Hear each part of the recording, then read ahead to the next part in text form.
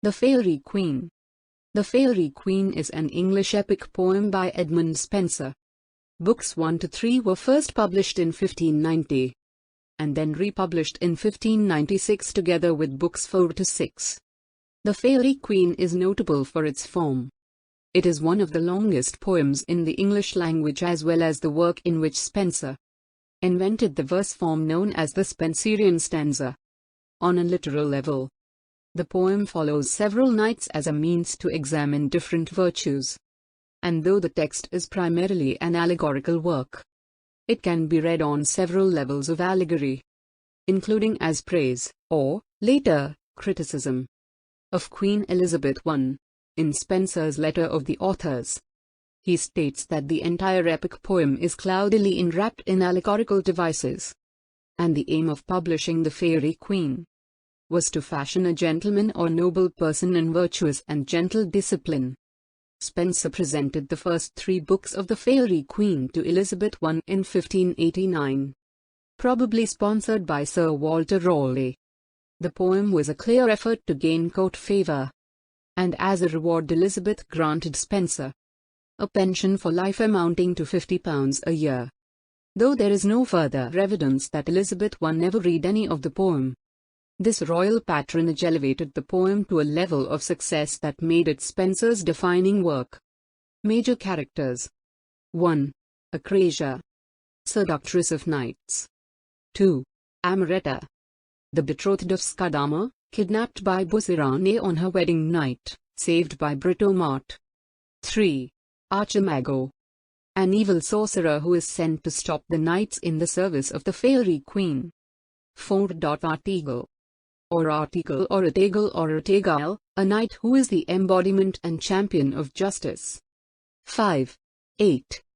A fiend from hell disguised as a beautiful maiden. 6. Bale Phoebe, the beautiful sister of Amoret who spends her time in the woods hunting and avoiding the numerous amorous men who chase her.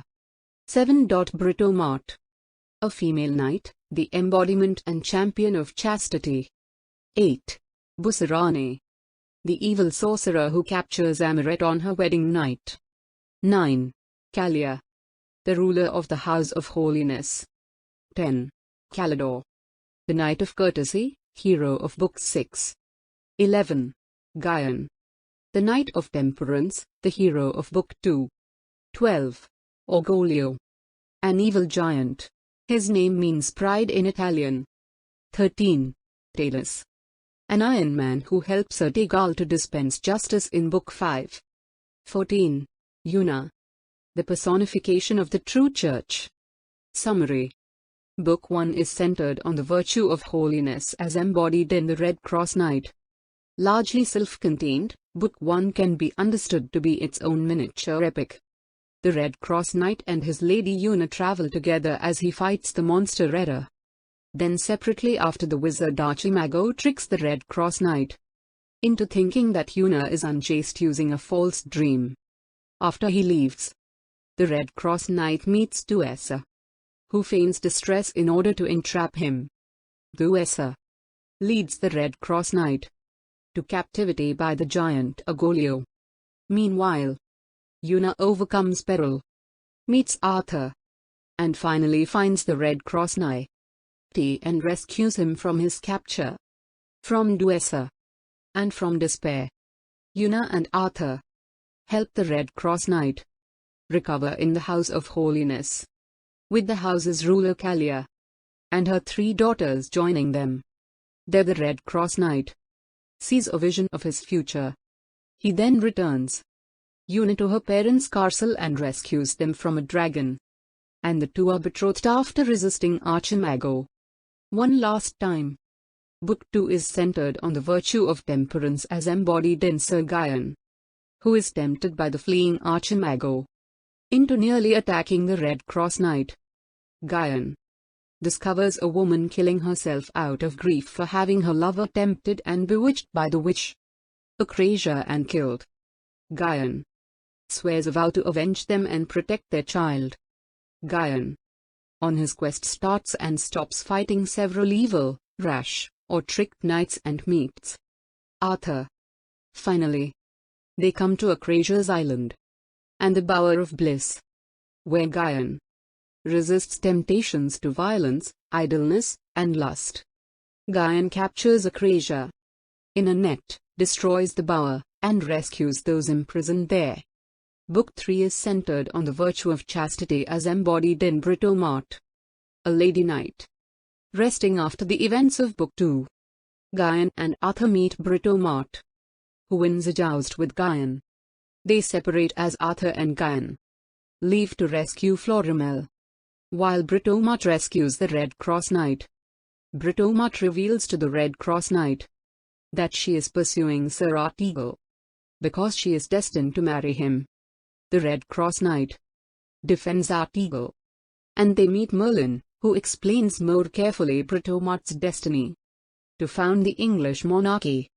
Britomart leaves and fights Sir Marinell.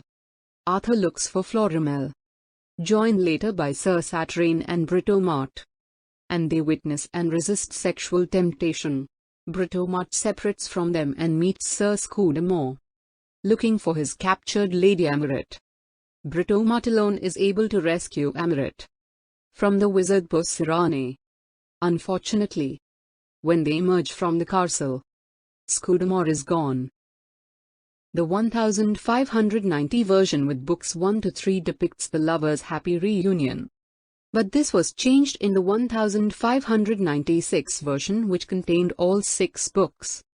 Book 4, despite its title The Legend of Campbell and Telemund or of Friendship, Campbell's companion in Book 4 is actually named Triamond, and the plot does not center on their friendship.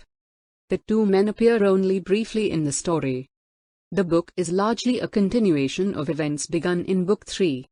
First, Scudamore is convinced by the Hagate, Discord, that Britomart has run off with Amoret and becomes jealous.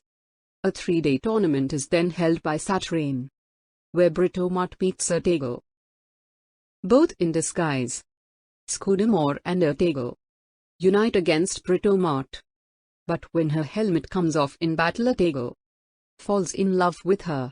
He surrenders, removes his helmet, and Britomart recognizes him as the man in the enchanted mirror.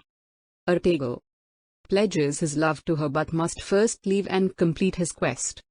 Scudamore, upon discovering Britomart's gender, realizes his mistake and asks after his lady, but by this time Britomart has lost Amoret, and she and Scudamore embark together on a search for her.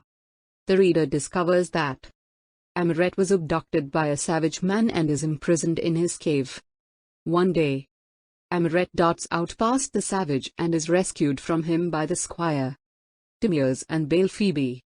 Arthur then appears, offering his service as a knight to the lost woman. She accepts, and after a couple of trials on the way, Arthur and Amoret finally happen across Scudamore and Britomart. The two lovers are reunited, wrapping up a different plotline from Book 3. The recently recovered Marinell discovers Florimel suffering in Proteus' dungeon. He returns home and becomes sick with love and pity. Eventually he confesses his feelings to his mother, and she pleads with Neptune to have the girl released, which the god grants. Book 5 is centered on the virtue of justice as embodied in Sir Artegal. Book 6 is centered on the virtue of courtesy as embodied in Sir Calidore.